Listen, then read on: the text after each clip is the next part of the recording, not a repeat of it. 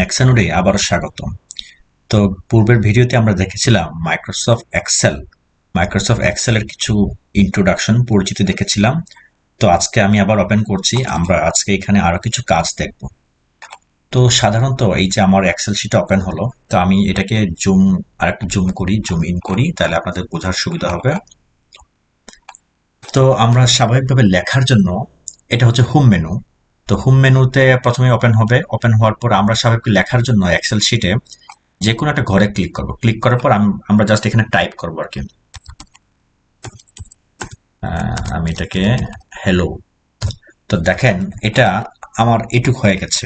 তো আমি যদি আমার এই লেখাটাকে, অথবা আমি ধরেন যে একটু বড় লেখা টাইপ করি, বাংলাদেশ লিখি, বাংলাদেশ। দেখেন আমার আমার ঘরের সেলটার পরিমাণ হচ্ছে এইটুক, ঠিক আছে, কিন্তু আমার এইচটা বাইর হয়ে যাচ্ছে, বেরিয়ে গেছে।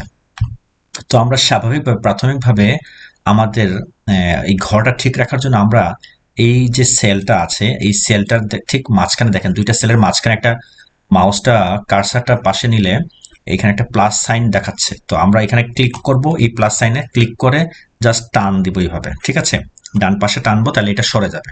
আবার সেম যদি আমার একাধিক লেখা হয়, ধরেন যে আমার লম্বা একটা লেখা নিচে চলে যাচ্ছে, সেক্ষেত্রে আমরা একই প্রসেসে করব। আমরা জাস্ট এখানে ক্লিক করব, নিচে টান দিব, ঠিক আছে।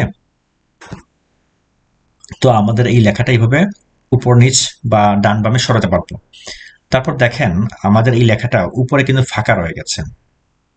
তো আমরা যদি এটাকে সেন্টার, অর্থাৎ এই লেখাটা এই ঘরের মধ্যে সেন্টারে থাকবে, পজিশনটা সেন্টার হবে করতে চাই, সেক্ষেত্রে আমরা এখানে ক্লিক করব। ক্লিক করার পর দেখেন এখানে এই যে এটা হচ্ছে টপ অ্যালাইনমেন্ট, এরপরে আমরা সেন্টার যে অ্যালাইনমেন্ট, এখানে ক্লিক করলে দেখবেন যে এটা পুরোপুরি সেন্টারে বসে গেছে এই লেখাটা, ঠিক আছে। তো এটা হচ্ছে এটা। আর যদি আমরা নিচের দিকে রাখতে চাই তাহলে এখানে ক্লিক করব, আর বটম অ্যালাইনমেন্ট এটা, আর উপরের দিকে যদি রাখতে চাই তাহলে এখানে ক্লিক করব, ঠিক আছে।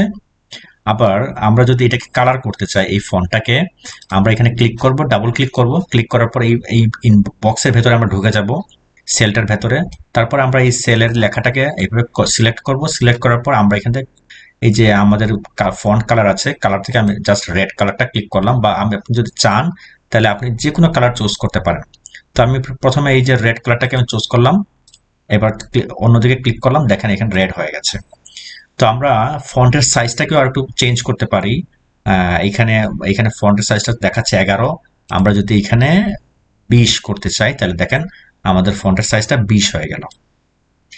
সেম আপনি বাড়াতে পারেন, কমাতে পারেন আপনার ইচ্ছা মতো। এই যে দেখেন আমি সেই সময় বলেছিলাম যে আমাদের জিটা দেখেন, জি এর লেখাটা কিন্তু এখানে নিচের যে বর্ডার লাইন, এই লাইনটা সেলের যে লাইন, এটার সাথে টাচ হয়ে গেছে।